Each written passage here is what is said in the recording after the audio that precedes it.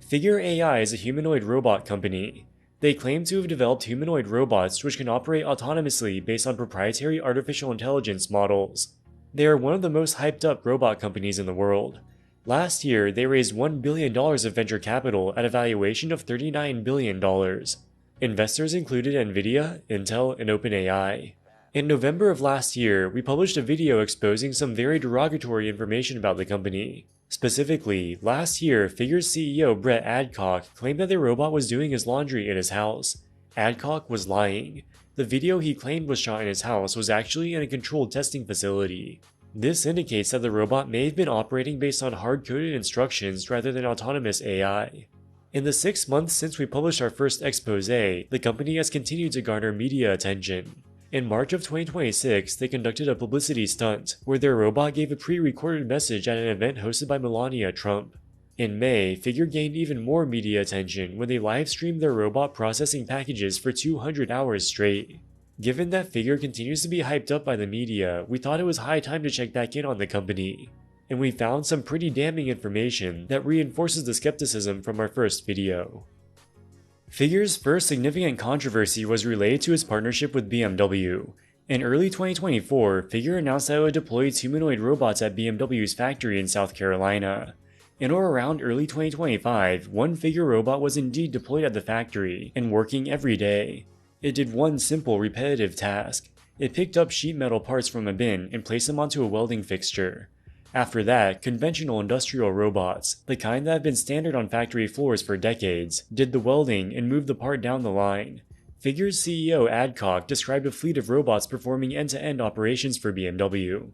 But when Fortune magazine contacted BMW directly, the carmaker's spokesperson said there was only a single robot working at any given time. One robot doing one task, not a fleet performing end-to-end operations. Figure's activities at BMW could be better described as a pilot program or experiment, rather than a real operational deployment. Adcock does not take criticism lightly.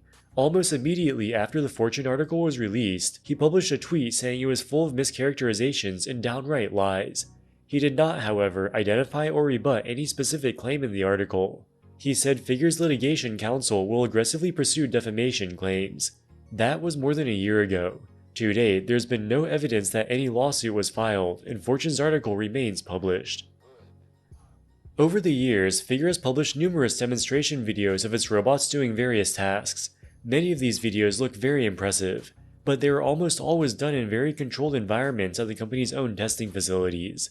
Their movements could be hard-coded, and we don't know how many attempts it took before they made a demo video good enough to publish. We almost never see Figure's robots operating in public environments. In June of 2025, Bloomberg hosted a technology summit in San Francisco, where they invited many humanoid robot startups. Many of these startups brought their robots on stage so the audience could see them operate live and in person. Brett Adcock showed up to the event, but he did not bring a robot with him. The Bloomberg host asked him about this. Today at Bloomberg Tech Summit San Francisco 2025, Agility brought a robot. The audience, you can murmur, nod, raise your hands. I think you guys saw the robot, correct? And I think Boston Dynamics has a robot here too. Brett, you didn't bring a robot. That kind of goes back to our whole philosophy around we don't go to a lot of events. I think it's a giant waste of time. To be frank, I have to bring a team here, I have to bring robots here. They could be at the office, they could be learning autonomy. I mean, we put out a video today. So for Brett Adcock, to travel all the way to San Francisco to attend this event was not a waste of time. And for Figure to produce numerous highly choreographed demonstration videos in their own facilities is not a waste of time. But to bring the robot to perform in front of a live audience is a waste of time. Let's go back to the BMW partnership. In November of 2025, Figure claimed that its robot contributed to the production of 30,000 cars. The robot was never on the main assembly line. It handled a feeder process upstream of the welding. The 30,000 figure simply reflects how many vehicles BMW built during the months the robot was loading parts. By that standard, the supplier of the bolts contributed to 30,000 cars, and so did the electric utility. It's a number drawn from the finished product to make a narrow task sound larger than it was.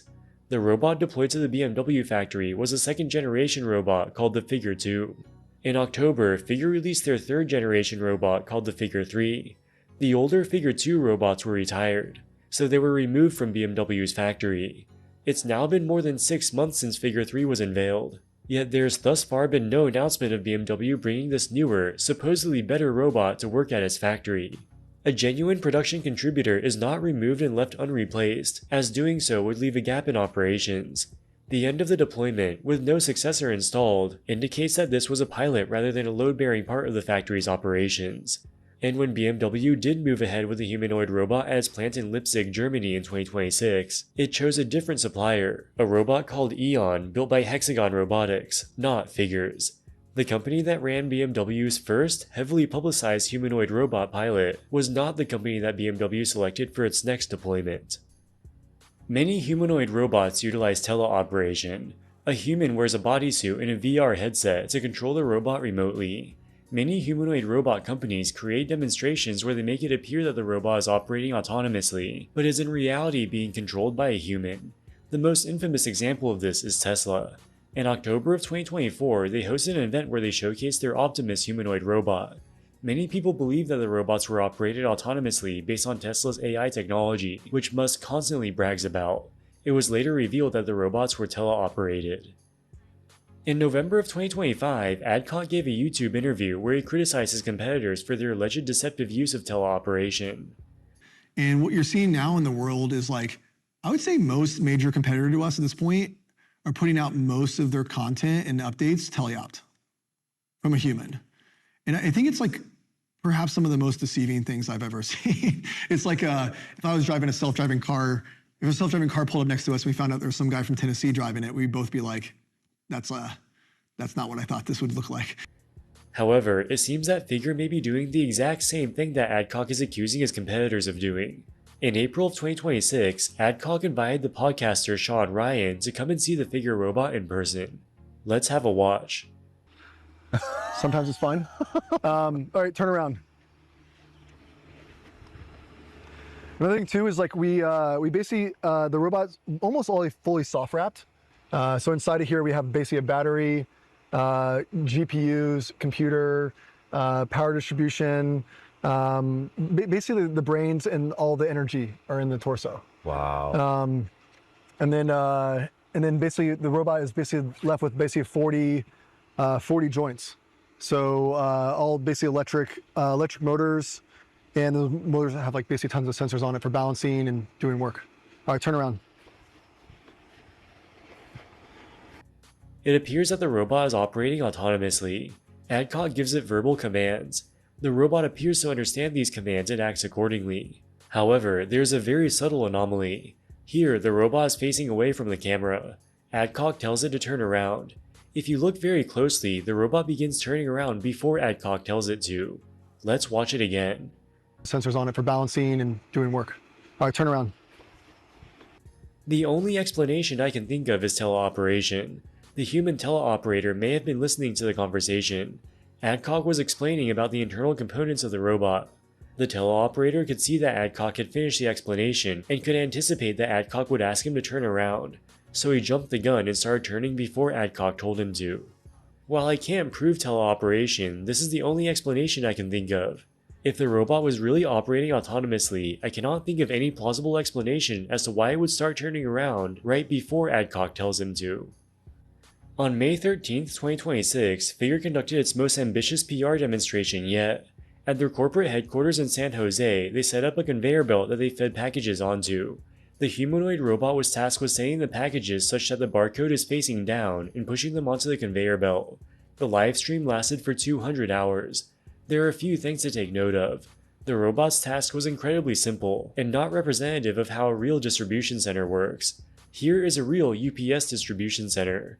The workers have to pick up the package, read the barcode, and place the package in the appropriate semi-truck. This is far more complicated than what the Figure robot did. Nonetheless, the fact that the robot was able to operate autonomously for 200 hours was impressive. When the battery ran out, a new robot came to replace the battery. But was this really autonomous? Even before the livestream ended, people started to notice some anomalies. Here we see the robot attempting to pick up a black package. It fails twice.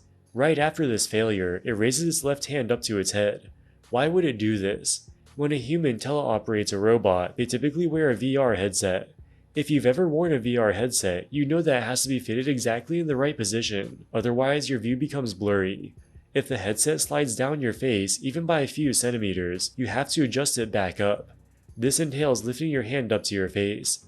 The sequence of actions fits with teleoperation. The headset had fallen out of alignment, thus impairing the teleoperator's visibility. That would explain why it failed twice to pick up the black package.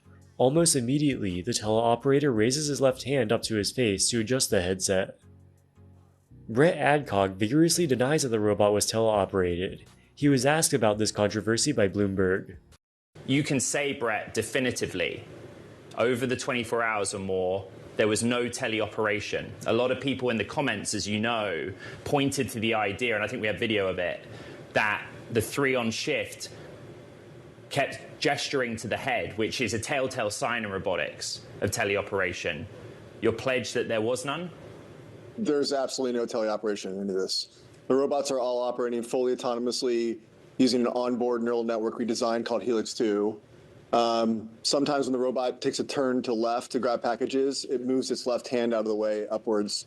You'll see this behavior happen every single time the robot turns for packages. Quote, sometimes when the robot takes a turn to the left to grab packages, it moves its left hand out of the way upwards. You'll see this behavior happen every single time the robot turns for packages, unquote. According to Adcock, every time the robot turns to the left, it will move its left hand upwards. This is not true. Here we can see the robot turning to the left multiple times and not moving its hand upward. It only moves its hand up to its head occasionally. And there are other anomalies as well. Throughout the live stream, the robot would occasionally stand up straight and put its hands forward as if it were riding an imaginary bicycle. This happened multiple times. Why did it do this? Perhaps this is when it was changing teleoperators. The live stream lasted for 200 hours, so clearly one teleoperator would not be able to do this continuously. From the outside, we can't prove that the robot is teleoperated, but by now we have an accumulation of evidence, so let's summarize it from the beginning. In our previous video from last year, we showed that Adcock lied when he claimed that the robot was doing laundry in his house. We've linked that video in the description below. Then we have the Fortune article where he said he was going to sue Fortune, but does not appear to have followed through. Then there was the Bloomberg event in June of 2025. Adcock said he didn't bring a robot with him because that would be a waste of time. So bringing a robot to a Bloomberg event for one day is not worth his time. But setting up a 200-hour live stream demonstration is. Then there is the anomaly with the Sean Ryan demonstration, which could be explained by teleoperation. And now we have yet another anomaly with the touching of the head. Adcock's explanation is obviously not true. If it were just 1 or 2 anomalies, that could maybe be explained away. But when there's so many red flags, it's very difficult to believe anything the company says. Alright guys, that wraps it up for this video. What do you think about Figure AI? Let us know in the comments section below. As always, thank you so much for watching and we'll see you in the next one. Wall Street Millennial, signing out.